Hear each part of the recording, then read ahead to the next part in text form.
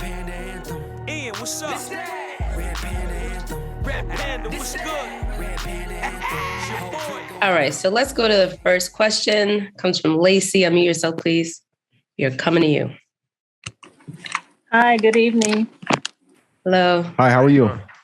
I'm good. Thank you guys for allowing me to ask the question. So my question is, after the Google or Amazon split, how long should you wait to purchase? Should you treat it like an IPO and wait to see if the price drops lower, or should you just try to jump in right away? That is a great question. Google and Amazon are rare exceptions because of them being a top 5 business. You can do it maybe 5 days after. Of course, when it actually split, I'll come on here and call the price for everybody. But historically, if they're a top 5 business, I wouldn't wait if you're looking to hold it for a long period of time, because the interest is going to be so high, and the buying you may not get the full 30 days, 60 days, 6 months to be able to buy in. If it wasn't a top 5 company, yeah, I would wait and treat it like IPO for sure. But I'll come on here and definitely call the price post split. Okay, it's an amazing perfect. question. Thank you. Yeah, we're approaching both, correct? Like I know one is in May and then others in August. Yeah. So we're getting close. And those Invest babies should be coming out in May too. So kudos to all of you that have babies from InvestFest. I love y'all. My gosh. Due dates have arrived. All right, Jonathan. Jonathan Reynolds, unmute yourself, please. Y'all hear me? Yep. Yeah, what's going on, John? Yeah, how are you? Cool. Yeah, I'm good. I appreciate y'all as always. And definitely I want to just kind of definitely double down on what you said about the whole manifestation is real. That's definitely a thing for sure. For sure. I wish I could have made it out to Market Mondays live, but I'm gonna definitely make sure to make it out to the next one if I can. Thank you, family. I appreciate you. Appreciate you. But yeah, my question is just more so about the fact that like the last couple of weeks we've been in it's been like a nice little losing streak going on in the market. So I'm wondering then, would you say that with this week, you kind of touched on Detroit as well, kind of all the big players happening this week in terms of the earnings, would you say that this week would be more of a big catalyst for the market to make a turnaround this week, or more of the same coming down the line? I wouldn't say no, go ahead, Troy. No, I was going to say, I think you touched on it, right? If some of these major mega cap companies, if the reports don't come back with positive future guidance, it might not be a catalyst that we're looking at. It might be like, hey, we're headed toward more of a downturn, and so that prediction that J.P. Morgan said about the S&P going into a bear market, we might see that happen sooner than we think.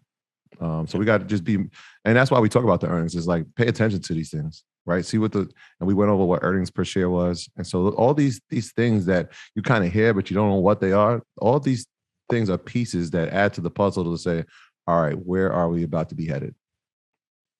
And I don't want you to look at it as a losing streak. On a long-term investment side, I want you to look at it as an opportunity to get the best companies at a cheaper price.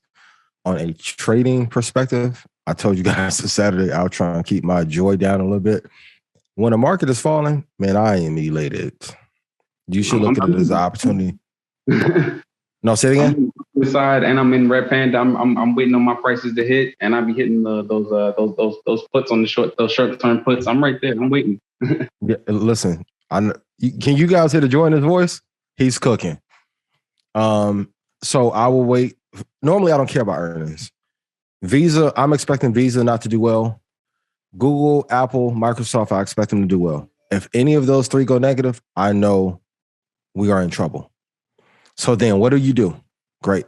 When you see your long-term investment account go down, cry like Trey from Boys in the Hood, let it out. It's okay. Swing at the air, right? Let the little thug. Anybody who's lost a trade or an investment, that thug tear come out the corner of your eye, and you get to praying real heavy, right? Have to hold on. Then on the trading side, you want to pick less. So it may be in a quarter, if you normally did 15 trades, you may want to do 3. But the 3 that you hit are going to be huge targets, and that will hold you over. And most people are not able to hold long-term because they don't know how to trade. Most traders don't do well because they don't long-term invest. So I was talking about this earlier. Buffett got an insurance company, took capital, put it in investing, took capital from that, put it in real estate, You never hear the richest people in the world argue about which assets to use. They use them all. In our community, they'll split us up and say, hey, real estate here. That's why Market Mondays is here. Branson Gyms. Like, you have to put all assets in your favor so you're not down. So you keep your eyes on earnings for sure. This week, if Apple, Microsoft, or Google falls apart, it's not going to be good. But the S&P is going to take a little bit of time, maybe 5 more weeks before we start to go up. But this quarter won't be good. Yeah. And you know what, Jonathan, and everybody that's listening, estimize.com. If you type in those companies, use estimize.com, you can kind of see what Wall Street is predicting for some of these mega cap companies. And you'll see what the target is, right? And so if they miss that number, you'll know, because it'll be breaking news on all these news outlets. And if they go over it, great, you'll hear it again. But if you want to know in advance, that's a great tool that I use, estimize.com, so I can kind of see what's Wall Street thinking. What are analysts thinking? Yeah, estimize.com. .com.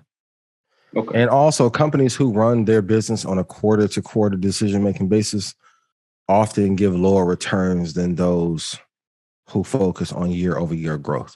I think one of the biggest mistakes in the stock market is to have companies focus on quarterly growth. It's just that companies who try to play that game, notice the ones who don't. Google, Microsoft, Tesla, Lilly, they don't focus on caring what analysts have to say. If you build a great product, like, you don't see trying to shop like, yo, we're going to get the different colorways because the breads are coming out. And for this quarter, focus on long-term horizon. The merch will move itself. Stock club will move itself. Focus on companies that give good guidance year over year and decade over decade. When I hear a company talking about Q4 versus 2028, it never ends well. Netflix played that quarterly estimate game, and now they're about to have to play the Undertaker music in a second. So I'm proud of you, family. You're doing great. This that Red Panda Anthem. Ian, what's up? This that Red Panda Anthem. Red Panda, This what's that good? Red Panda Anthem. Whole foot going up. I know they can't stand it.